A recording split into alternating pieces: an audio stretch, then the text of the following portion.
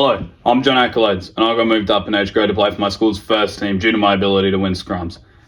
I studied the professional scrums, I studied the professionals, and I learned there are technical strategies the professionals use to overpower the scrums that you don't know.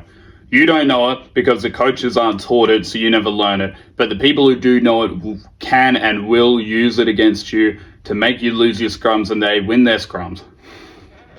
So here are the top 5 things you can do right now to immediately improve your scrum. At home, on the pitch, wherever you are. First, I'm going to start with a little story. I was always bigger than everyone else, so I was told to play rugby as a kid, so I started playing rugby. Eventually, I decided I want to do this properly. So I started playing rugby, and eventually we started learning scrums because we were about to have our first club game in which we were going to scrum against another club. So we start training. It's great. I love it. We're learning everyone. We're messing around, having great times, binding extra tight on the hooker. One time his shirt ripped. We're playing, we're doing well. And eventually, we lead up to it.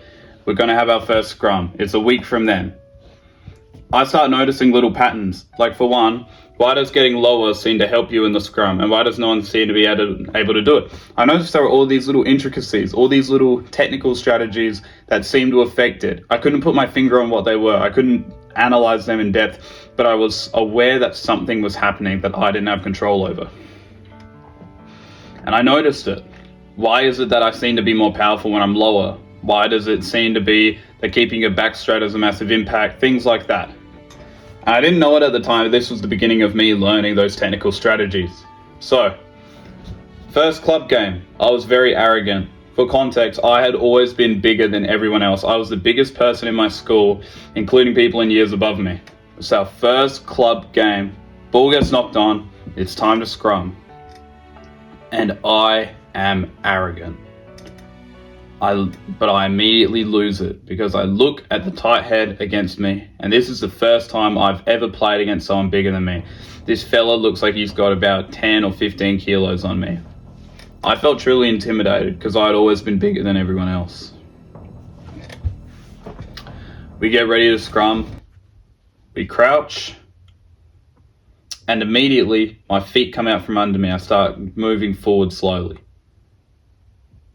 My head goes onto the tight head's head before we've even binded. The ref splits us up and goes, "Come on boys, keep your feet." Take 2. We crouch and my feet go out from under me again. I start moving forward. I'm stamping my feet trying to hold it, but I just can't. I'm stamping my feet, and eventually I get pushed forward. Ref breaks us up, tells us to keep our feet. The opposing tight head looks annoyed at me. He looks as if I'm doing something he doesn't want me to do. He tells me, "Stay back, man." I say, "Sorry, first time." Third time, the ref gave us an extra foot of gap so that we couldn't move into each other. And so we crouch, and my feet immediately start going forward. And I'm stamping in place. I'm moving forward. And I grab the tight head's jersey just in time. We've binded, and I feel as though I'm too close. We go set, and there's no room for me. I'm struggling to get low. I don't feel very confident, but I jam my head in there. I'm still thinking to myself, I'm big and strong, so I'm going to have some fun. I'm going to drive everyone back. The ball went in. We're holding. And then I felt a sharp pain run down my neck as we started pushing against each other. I felt from one side my ass is being pushed inward, and from the other side my neck is being crunched inward. I had no grounding, no body positioning, and I was being folded inward. I try to hold it, and the pain's getting worse. I feel like I'm going to break my neck. I feel like I'm going to be damaged and injured. I feel like I'm going to have to be going to the hospital after this. So then we start getting driven back. Every step backwards I take, it feels a little easier because I'm losing the effect. But I go back 2 meters, then 4 meters, then 5 meters, then 7 meters, and then the ball's out. I had been truly humbled that day. I was looking at it and I was wondering what happened.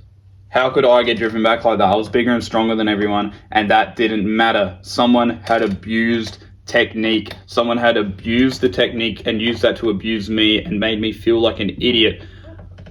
That was not a good game for me. That was my worst game.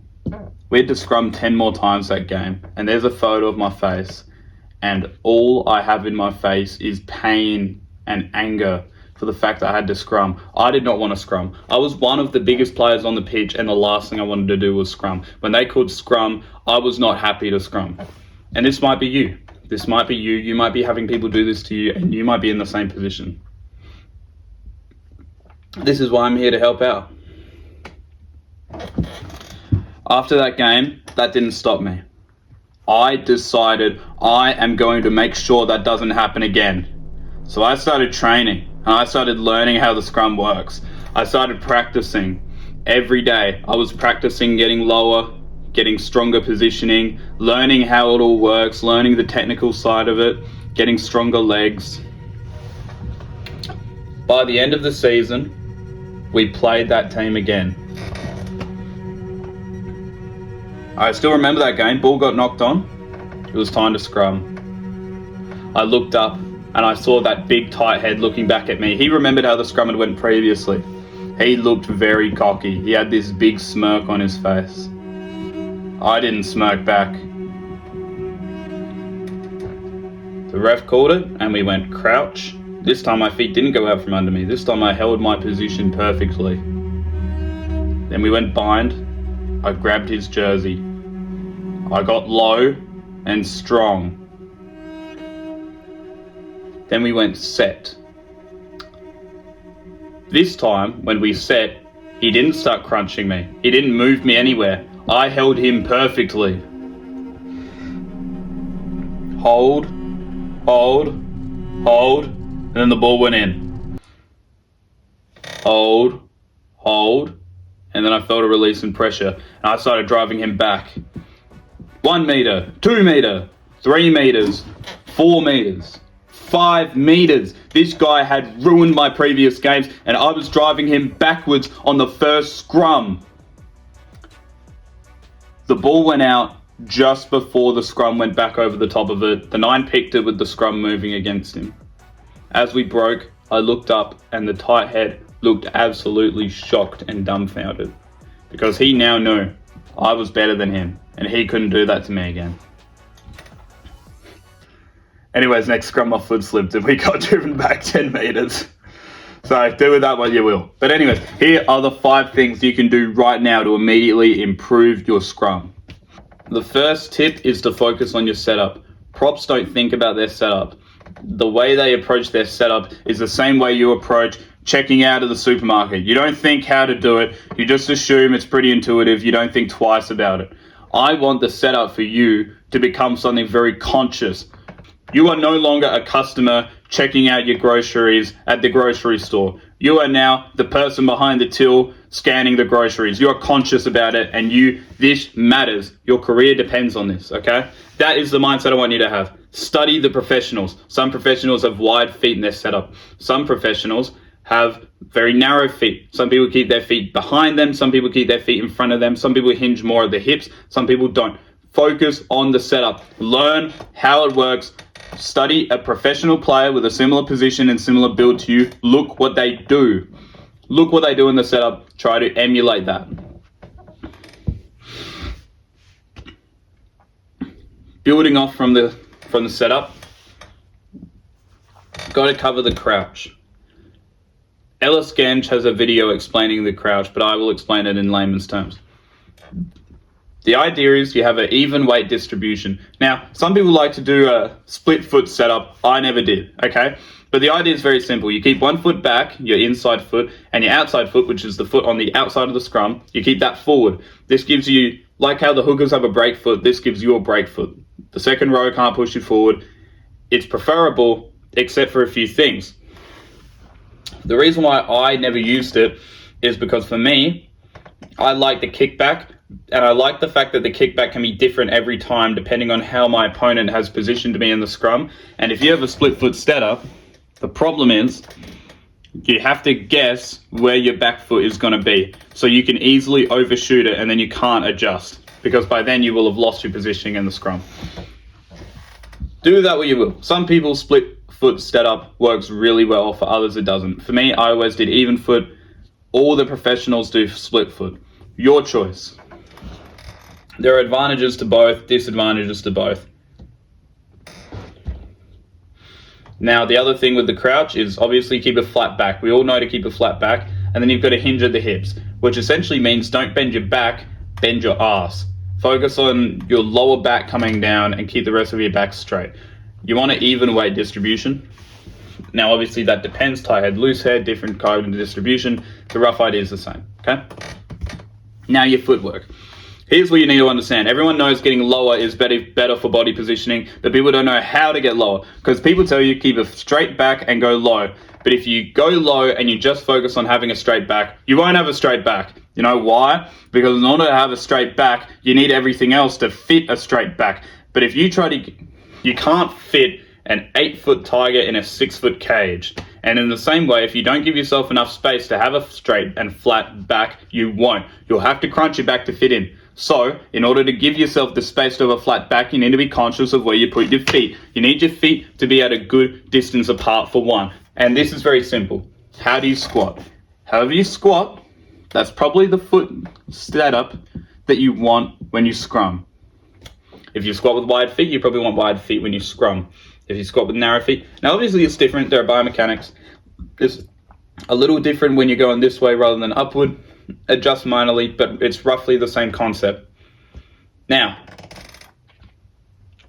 the thing you need to focus on with getting low is actually your knees, because your ass is your true body height, not your back. Everyone tells you it's your back and shoulders. So people get their head low and then they think, oh, I have a low body height. But if your ass is high, you won't be able to use it unless you have like a power lifter's deadlift, but you probably don't. You probably don't. So I would recommend focusing on this. Your body height is the height of your ass, not your shoulders. And if you want to use it properly, you want your ass to be slightly below your head. That way you can have some upward angling. Yeah. Your body height is your ass, not your shoulders. How do you get your ass low? By dropping your knees. So you need to think about your feet in reference to your knees. You want your knees to be in the right position. Some people like their knees more in front of their ass. Some people like their knees behind their ass. It's very simple. You want 90-degree angles from your back to your legs and from your legs to behind the knee. You want your knees low so your ass can be low, so your body height can be low. That's very simple. Now I'm going to tell you 2 bits that no one else will tell you, but I will tell you.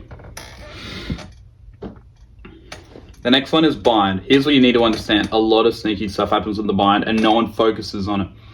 People forget the bind is your first connection to your opponent in the scrum. And if you want to have control over your posture and your opponent's posture in the scrum, the bind is going to be how you do it. You need to understand this. You need to be aware of this. You need to be aware of the bind. How do you want to bind? If you're a loose head, do you want a short bind? Do you want a long bind? Do you want to pull back? How do you want to do it? Do you want to punch or do you want no punch? You need to be aware of this. You need to study this. I'm releasing a course that will cover all of this. If you want to learn this directly, you can go to my course. But if you don't have the time for that, I always recommend studying the professionals. Watch what they do. Do they punch? Do they not punch? Do they pull back? Do they leave it? Are they loose head or tight head? And look at the effect it has on the scrum. Look at how the bind affects the scrum. You need to understand this. Your bind determines your connection to your opposite prop. Do you want more surface area or less surface area? Think about it. Think about how it affects it, okay? Here's the lucky last one. No one else will tell you this, but I will tell you this. One of the biggest immediate noticeable effects on the scrum is actually going to be your jaw. Everyone knows this. If you bite down hard while lifting weight, you will statistically always lift more. It's almost guaranteed. So you're probably thinking, I'll just bite on my mouth guard while I'm scrummaging. Yes, but there's one aspect of it no one else will teach you, but I will teach you.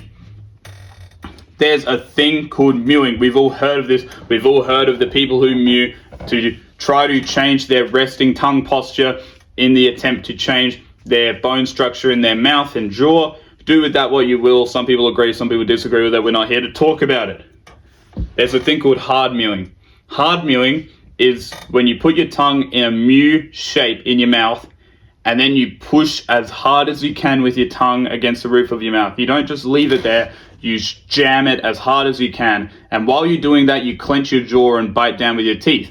If you do it correctly, you shouldn't feel any force go through your teeth. You should feel it all through your tongue because your tongue's pressing really hard on the roof of your mouth. If you do this while you scrum, it'll give you a firmer neck, which will make you less susceptible to people damaging your neck and will give you a stronger reference in the scrum, but it will also make your drive stronger because clenching your jaw always gives you a stronger drive. So while you scrum, I want you to hard mu. Jam the tongue on your roof of your mouth, clench your jaw, drive hard.